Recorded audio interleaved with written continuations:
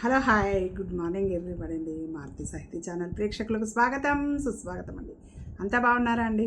మేమంతా బాగున్నామండి. ఈరోజు మన మారుతి సాహితీ ఛానల్లో ఎద్దనపూడి సులోచనారాణి గారు రచించినటువంటి ప్రేమ దీపిక నావెల్లో ఈరోజు ఎపిసోడ్కు వెళ్లే ముందు నిన్నటి ఎపిసోడ్లో ఏం జరిగిందో ఒకసారి గుర్తు తెచ్చుకుందామండి. అయితే ఈ రజని ఎప్పుడైతే ప్రభాకర్ వాళ్ళ ఇల్లు చూసిందో, ప్రభాకర్ కాలేజీలో ఉన్న పరిస్థితికి తర్వాత ఇక్కడికి వచ్చిన తర్వాత అతను ఎంత ధనవంతుడు అనేటువంటి పరిస్థితికి ఎంత తేడా ఉంది అనే ఆలోచనలో పడిపోయింది రజని. తర్వాత ఇంత అదృష్టం కాంచనని వరించిందా అనే ఒక రకమైనటువంటి ఈర్ష్య కూడా రజనీలో కలగడం అనేది జరిగింది. ఈరోజు ఎపిసోడ్లో ఏం జరగబోతుందో చూద్దామండి. ప్రభాకరు రోజులో ఎక్కువసేపు అనంతయ్య ఇంటిలోనే గడుపుతున్నాడు. కాంచన, రజని, ప్రభాకర్ కలిస్తే కావలసినన్ని కబుర్లు. ఒక్కోసారి చదరంగం ఆడతారు, ఒక్కోసారి టేప్ వింటారు, ఒక్కోసారి పుస్తకాల గురించి తీవ్రంగా వాదించుకుంటారు. రజనీకి కూడా ఆ ఇల్లు పరాయిది అని మొహమాటమే పోయింది. ఈ ముగ్గురిని చూస్తే అనంతయ్యకి ఎంతో ఇష్టం. అప్పుడప్పుడు జయసింహ డబ్బు ఇవ్వటానికి వచ్చినప్పుడు గదిలో నుంచి గోలగా వినిపించే ఆ నవ్వులు, కబుర్లు విని అలాగే తనని తాను మర్చిపోయి ఏదో లోకంలో ఉన్నట్టుగా పరధ్యానంగా వెళ్ళిపోయేవాడు. ఆ క్షణంలో అతని కళ్ళ ముందు తను ఒక చదువుకున్న యువకుడిగా తన ఈడు వాళ్లతో నవ్వుతూ తిరుగుతున్నట్టుగా కలకనేవాడు జయసింహ. కానీ అది ఎంతోసేపు నిలిచేది కాదు. రజనీ కళ్ళలో ప్రభాకర్ ఇల్లు చెరిగిపోని ఛాయాచిత్రంలా నిలబడిపోయింది. అతను డబ్బు గలవాడని తెలిసిన తర్వాత అతనంటే ఎనలేని ఇష్టం కలగసాగింది. అతని పట్ల తనకున్న ఇష్టాన్ని ప్రదర్శించటంలో ఆమె వెనుకంజ వేయలేదు. కాంచనకి పని ఉండటంతో వారితో కూర్చుని కబుర్లు చెబుతున్నప్పుడు మధ్యలో తప్పనిసరిగా లేచి వెళ్ళవలసి వస్తూ ఉండేది. అలాంటి సందర్భంలో రజని ప్రభాకర్ని ఏదో నెపంతో ముట్టుకునేది. చదరంగం ఆడుతుంటే అతను సరిగ్గా రాజుని అటకాయించినప్పుడు ఆ అంటూ అతని పొట్ట మీద చేయి వేసి వెనక్కి తోసేది. ప్రభాకర్కి ఆ స్పర్శ వాళ్ళంతా జివ్వున లాగినట్టు అయ్యేది. అకారణంగానే అతని తొడ మీద కొట్టేది. ప్రభాకర్కి ఆ స్పర్శ ఇష్టంగానే ఉండేది. అతని మాటలతో రెండర్థాలుగా శృంగార భావం కలిగేలా రెచ్చగొట్టేది రజని.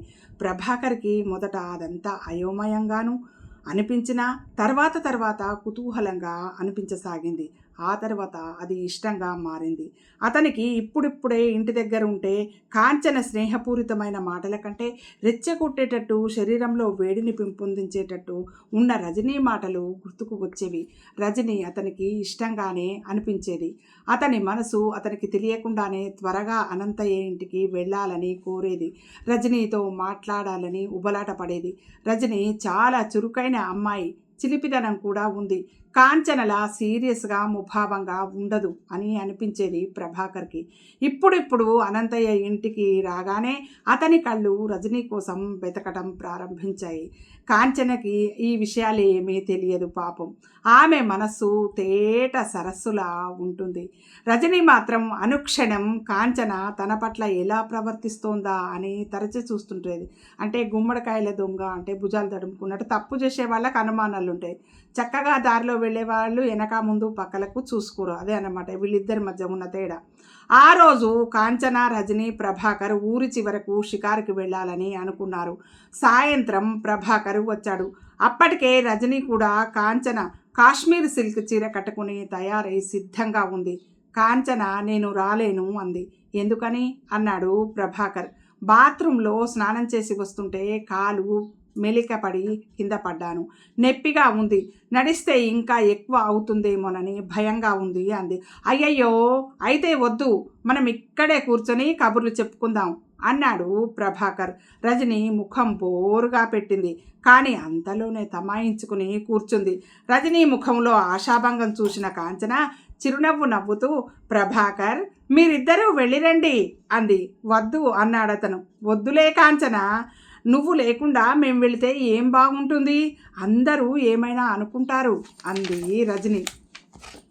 ఎవరో ఏదో అనుకుంటే మనకేంటి, మీరు వెళ్ళిరండి ప్రభాకర్ లే అంది. కానీ కాంచన ఇంకేం చెప్పొద్దు నాకు అంది. సరే అయితే ప్రభాకర్ లేచాడు. రజని కాంచన కోరిక మన్నిస్తున్నట్టుగా లేచింది.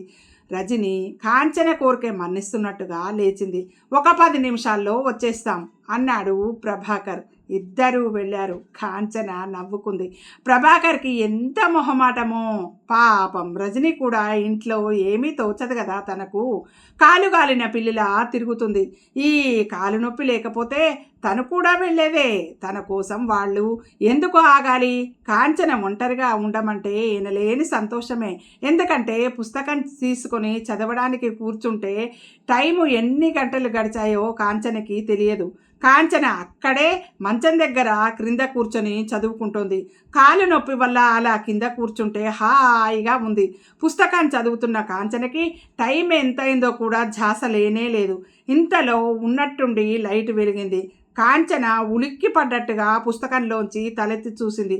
ఎదురుగా జయసింహ నిలబడి ఉన్నాడు. సరే, లైట్ వేసుకోకుండా చదువుతున్నారేమిటి? అలా తక్కువ కాంతితో చదివితే కళ్ళకి అస్సలు మంచిది కాదు అంటారు కదా అన్నాడు జయసింహ. కాంచన చుట్టూ చూసింది. చీకటి పడిపోయింది. అరే, టైం చాలా అయిందే అంది. జయసింహ జేబులో డబ్బు తీసి కాంచనకిచ్చి బాబాయ్ గారికి ఇవ్వమని చెప్పాడు. కాంచన లెక్కపెట్టి తీసుకుంది. 1000 రూపాయలున్నాయి. తల ఎత్తుతూ, జయా, ఇంత డబ్బు చూస్తే ఇందులో తీసుకోవాలని నీకు అనిపించదా అంది. ఎందుకు అనిపిస్తుందండి? మనది కాని సొమ్ము మీద మనకి కోరిక ఎందుకుంటుంది? మీరు రమ్మనమని కబురు చేశారట. ఏమిటి అన్నాడు కూర్చుంటూ. కాంచన వెళ్ళి డబ్బు లోపల పెట్టి తిరిగి వచ్చింది.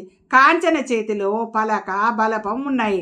దానికి పసుపు పెట్టి ఉంది. జయ, ఈరోజు చాలా మంచి రోజు. దేనికండి? నీ చదువు మొదలు పెట్టడానికి. నాకా చదువా? నేను చదవలేనని చెప్పానుగా. అతను లేవబోయాడు. జయా, కాంచన వారింపుగా చూసింది. అతను తలెత్తి చూశాడు. కూర్చో, నేల మీద చూపిస్తూ అధికారికంగా అంది. క్షణం సేపు అతని కళ్ళు ఆమె కళ్ళతో కలిసి బందీ అయినాయి. ఆ అమ్మాయి చూపులో మహత్యం ఏమిటో గాని అతను లేవబోతున్న వాడల్లా ఆగిపోయాడు. మళ్ళీ కూర్చుండిపోయాడు. కాంచన క్రింద అతనికి అభిముఖంగా కూర్చుంది. ఈ రోజు నుంచి నువ్వు చదువుకోవడం ప్రారంభిస్తున్నావు. నేను నేర్పుతున్నాను, నువ్వు నేర్చుకుంటున్నావు. సరేనా? అతను తలదించుకున్నాడు. సరే అన్నాడు. ఇదిగో చూడు, నేను వ్రాస్తున్నా అంటూ ఆలు వ్రాసి చూపించింది. పలక బలపం అతని చేతికి ఇచ్చింది. అతను ఆ పలక మీద అక్షరాలని చూస్తూ వేళ్ల మధ్య బలపం తిప్పుతూ ఊరికే ఉండిపోయాడు. జయా, చదువు నేర్చుకోవాలంటే మొదటలో అలాగే అనిపిస్తుంది. ఒకసారి నేర్చుకోవడం మొదలుపెట్టామా మన మనసు ఇక దాని వెంటనే పరుగు తీస్తుంది. మనిషికి తల్లి కూడా చేయలేని మేలు చదువు చేస్తుంది. నువ్వు చదువు అంటే భూతం అనుకుంటున్నావు. దిద్దు, నేనున్నాగా, భయపడకు అంది కాంచన. కాంచన చనువుగా అతని చేతిని పట్టుకుని చిన్న పిల్లాడి చేత దిద్దించినట్టుగా ఆ అనిపిస్తూ దిద్దించింది. ఇంతలో పాలు వచ్చినాయి. కాంచన అవి తీసుకొని లోపల పెట్టడానికి వెళ్ళింది. జయసింహ నుదుటన చిరుచెమటలు అలుముకున్నాయి. కాంచన పాలు లోపల పెట్టి తలుపులు వేసి తిరిగి వచ్చేసరికి జయసింహ చేతి వేళ్లను తదేకంగా చూసుకుంటున్నాడు. ఏమిటి జయ అంది. ఏం లేదు, ఇవి నా వేళ్లేనా అని చూస్తున్నాను. అంటే ఏం లేదు, తలదించుకొని దిద్దసాగాడు. కాంచన క్షణం సేపు అతను దిద్దటం గమనించింది. అది సరిగ్గానే ఉండటం చూసి చాలా తృప్తి చెందింది. మళ్ళీ పుస్తకం తీసుకొని చదవసాగింది. జయసింహ అక్షరాలు దిద్దుతూ ఓరకంట కాంచనని చూశాడు. ఆ అమ్మాయికి మరో ఝాసే లేనట్టుగా పుస్తకం చదవటంలో లీనమైపోయింది. జయసింహ అక్షరాలు దిద్దటం మానేసి కాంచన ముఖమే ఎగాదిగా చూస్తున్నాడు. ఎందుకో గాని ఆ దీపపు వెలుగులో నిశ్చలంగా, నిర్మలంగా, ప్రశాంతంగా నిండి పుస్తకం చదవటంలో లీనమై ఉన్న ఆ వదనం అతనికి ఈ భూప్రపంచంలో దేనితోనూ పోల్చలేనంత అత్యంత అద్భుతంగానూ ఆకర్షణీయంగానూ అతి పవిత్రంగానూ అనిపించసాగింది. అతను భక్తితో, ఆరాధనాభావంతో చూస్తుండిపోయాడు కాంచనని. ఇంతలో అనంతయ్య వచ్చాడు. ఆయన వస్తూనే జయసింహ బుద్ధిగా కూర్చొని ఒడిలో పలక పెట్టుకుని అక్షరాలు దిద్దటం చూసి సంతోషంగా, ఏమిటి జయ నేర్చుకుంటున్నాడా? ఏం విడ్డూరం! ఇదెలా సాధ్యమైందబ్బా అన్నాడు. అమ్మాయి గారు ఆజ్ఞాపించారు. కాదనలేకపోయాను అన్నాడు అతను తలదించుకుంటూ.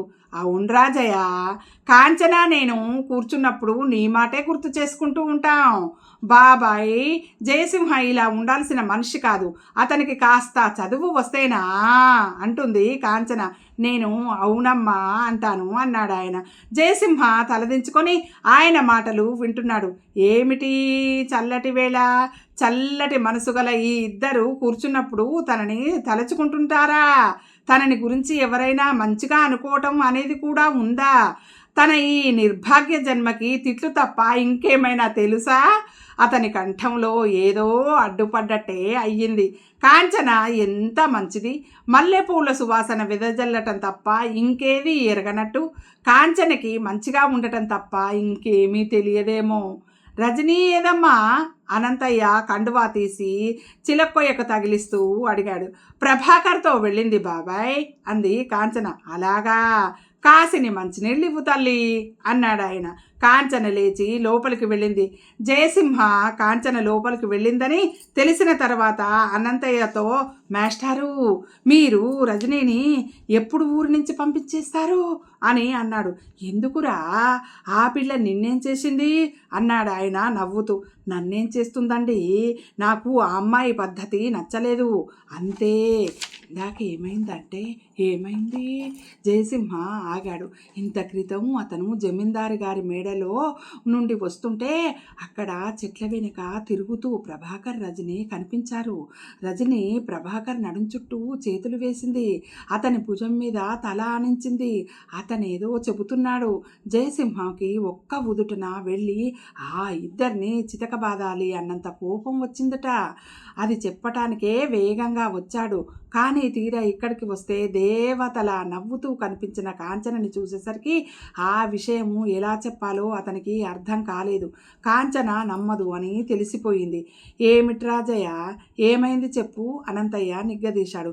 ఇంతలో కాంచన మంచినీళ్ళు తీసుకొని వచ్చింది. ఏమైందంటే ఏమైంది, ఏం లేదులేండి అనేశాడు. ఏమిటి అంది కాంచన. అబ్బే ఏం లేదండి, డబ్బు విషయంలో ఏదో అడగబోయాను అన్నాడు అనంతయ్య. మనసులో జయసింహ మాటలు నాటుకున్నట్టుగా ఆయన ఆలోచనగా పడకుర్చీలో కూర్చున్నాడు. జయసింహ ఏ మాటని ఊరికే అనడు, అనవసరంగా మాట్లాడే స్వభావం కాదు జయసింహది. అనంతయ్య మనసు నిండా వేరే ఆలోచనలు ముసురుకోవడంతో జయసింహ మాటలకి అంతగా ప్రాధాన్యత ఇవ్వలేదు. ఆయన ఒక్క వ్యాజ్యంలో ఇరుక్కున్నాడు. అనంతయ్య పిన తండ్రి అనంతయ్యకి ఆస్తి వ్రాసి ఇచ్చి చనిపోయాడు. దాయాదులు అనంతయ్య మీద దావా వేశారు. ఎప్పటికైనా ఆ ఆస్తి తనకి వస్తుందని, తనకి కష్టాలు తీరుతాయని ఆయన నమ్మకం. ఆ ఆస్తి వస్తే కాంచనకే చెందుతుంది అని ప్రసాదరావుకి తెలుసు. రాత్రి వేళ ప్రభాకరు మంచం మీద అటు ఇటు నిద్ర రానట్టుగా మెసులుతున్నాడు. అతని శరీరం అంతా జ్వరం వచ్చినట్టు వేడెక్కి మసలిపోతుంది. అతను మాటిమాటికి చెంప మీద మెడ మీద గట్టిగా తడుముకుంటున్నాడు. అతను లేచి కూర్చున్నాడు. అతని శరీరం తేలిపోతుంది, మత్తులో ఊగిపోతుంది. అతని నరనలంలో ఏదో ప్రకంపన. రజనీ చేతులు ఇంకా అతని మెడ చుట్టూ పెనవేసినట్టే ఉంది.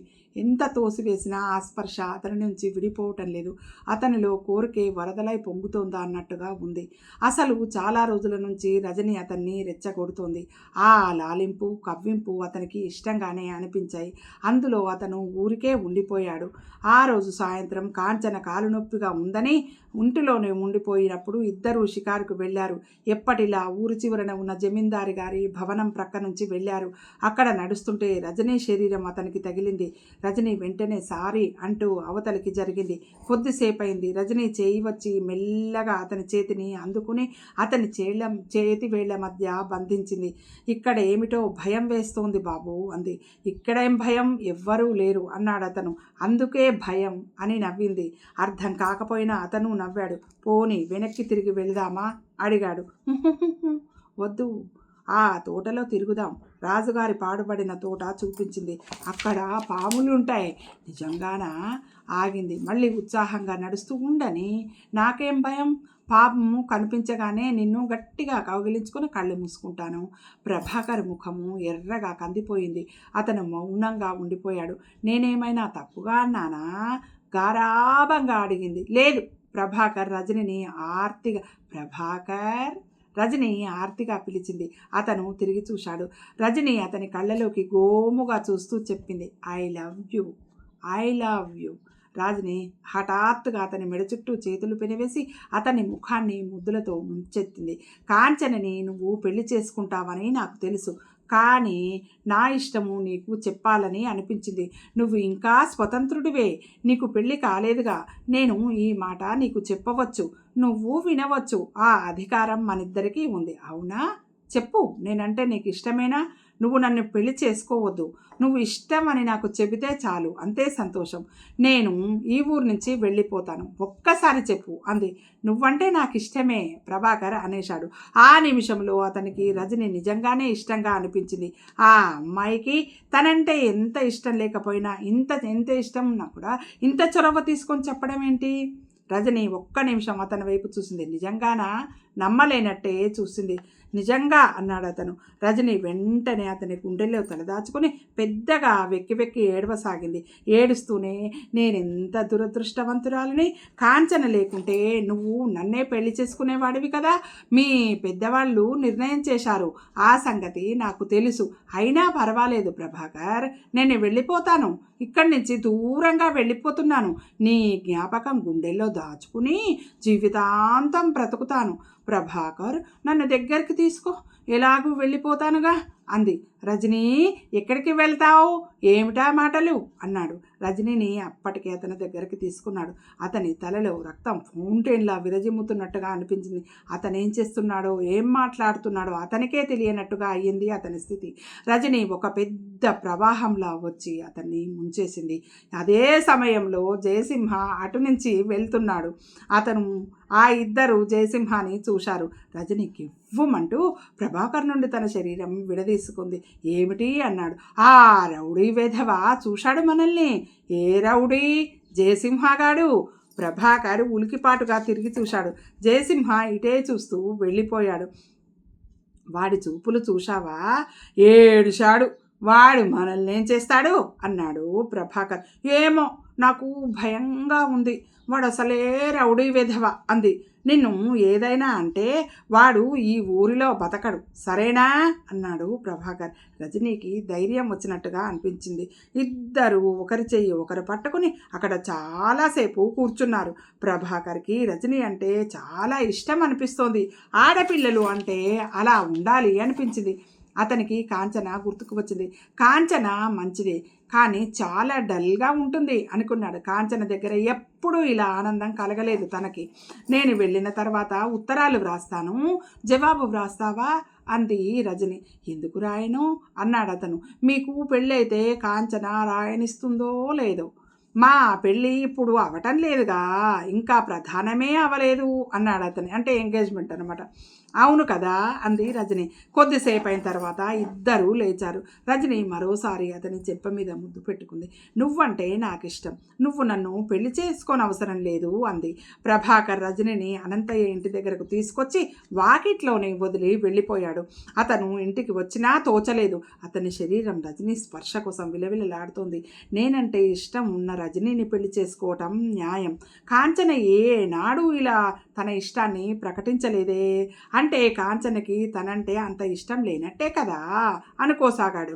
అతనికి వాళ్ళ మేనత్త, తండ్రి ఇలా వాళ్ళు తప్ప ఇంకో లోకం తెలియదు. అతనికి ఎంతసేపు చదువు మీదనే ధ్యాస. బాగా చదువుకోవాలి, ఇంజనీరింగ్తో ఏదేదో సాధించాలి, అదే అతని తపన. తాను ప్రేమించిన అమ్మాయి దగ్గర ఉంటే ఎంత బాగుంటుందో తనకిప్పుడు అని అనిపించింది. కానీ కాంచనకి ఏమని చెప్పాలి? అతని మనసు తికమక అవుతోంది. ఆ క్షణంలో రజని గంగలో దూకమన్నా దూకేట్టుగా అతని మనసు కోరికతో పడగ విప్పి బుసలు కొడుతోంది. అదే ప్రేమ అని అనుకుంటున్నాడు అతను. కాంచన, రజని ఇద్దరి పరిస్థితులు ఒకటే. కాంచన కంటే రజనీయే ఇంకా బాధాకరమైన పరిస్థితులలో ఉంది. తను ఏమైనా సరే రజనీ కోసం ఏదైనా చేయాలి అనుకోసాగాడు. అతని తండ్రి, మేనత్త అతని ఇష్టాన్ని ఎప్పుడూ కాదని చెప్పరు. అతను చాలా కలత నిద్రలో ఆ రాత్రి గడిపాడు. ఉదయం పొద్దెక్కినా లేవలేదు. అతను నైట్ గౌన్తో మెట్లు దిగి వస్తుంటే అన్నపూర్ణమ్మ ఒక ప్యాకెట్ నౌకరికిచ్చి అది కాంచనకి ఇచ్చిరా అని చెబుతోంది. ఏమిటిది అత్తయ్య అది అడిగాడు. చీరరా, నిన్న వెంకటగిరి చీర వెంకటగిరి నుంచి రంగమ్మ తెచ్చింది. కాంచనకి ఆ రంగు బాగుంటుంది అంది. ఏది తీసుకున్నాడు. చీర ఖరీదైంది, జరీ అంచుతో అందంగా ఉంది. నేనిస్తాలే అని తీసుకున్నాడు. అది తీసుకుని పైకి తన గదిలోకి వచ్చాడు. ఆ చీర రజనీకి ఇస్తే ఎంతో సంతోషిస్తుంది అనిపించింది అతనికి. ఆ గదిలో చీర కట్టుకుని రజనీ ప్రత్యక్షమయ్యింది. చీర చాలా బాగుంది అంటూ అతని మీద పడిపోతుంది. ఆ స్పర్శ అతనికి హాయిగా సేద తీరుతున్నట్టుగా అనిపిస్తుంది. అతని మనసులో కాంచన గురించిన ఆలోచన వస్తుంది. కానీ అతను ఆ ఆలోచనను తలెత్తనీయడం లేదు. దానికేముంది, కాంచనకి ముందు మామయ్య కూతురు సుభద్ర తనతో చనువుగా మాట్లాడింది. అదంతా ఇష్టమా ఏమిటి? అసలు ఎవరైనా నిజంగా ఇష్టం అంటే ఎలా ఉండాలి? వాళ్ళని ఒక్క క్షణం కూడా విడిచిపెట్టి ఉండలేనట్టుగా ఉండాలి. అది నిజమైన ఇష్టం.